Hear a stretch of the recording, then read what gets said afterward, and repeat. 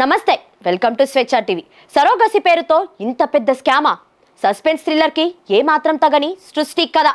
విశాఖపట్నంలోని యూనివర్సల్ సృష్టి test tube baby సెంటర్లపై దర్యాప్తు కొనసాగిస్తున్న కొద్దీ పలు షాకింగ్ విషయాలు బయటపడుతున్నాయి.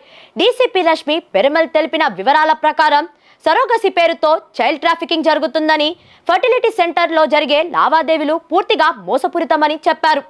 2024 ఆగస్టులో సంతానం కోసం వచ్చిన ఓ దంపతులకు క్లినిక్ యజమాని డాక్టర్ నమ్రత సరోగసి ద్వారా బిడ్డలను కల్పిస్తానని చెప్పింది. ఈ ప్రక్రియ కోసం 9 నెలల పాటు లక్షల రూపాయలు వసూలు చేశారు.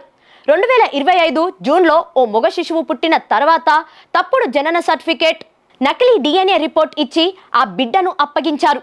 అనుమానం వచ్చిన దంపతులు DNA పరీక్షలు చేయించగా నెగిటివ్ వచ్చింది. మోసపోయినట్లు గ్రహించిన వారు పోలీసులను ఆశ్రయించారు. దీంతో రంగంలోకి దిగిన పోలీసులు కేసు నమోదు చేసుకున్నారు. విచారణలో డాక్టర్ నమ్రత చిన్నపిల్లలను కొనుగోలు చేసి సరోగసి బిడ్డలుగా చెప్తూ విక్రయించిందని బయటపడింది.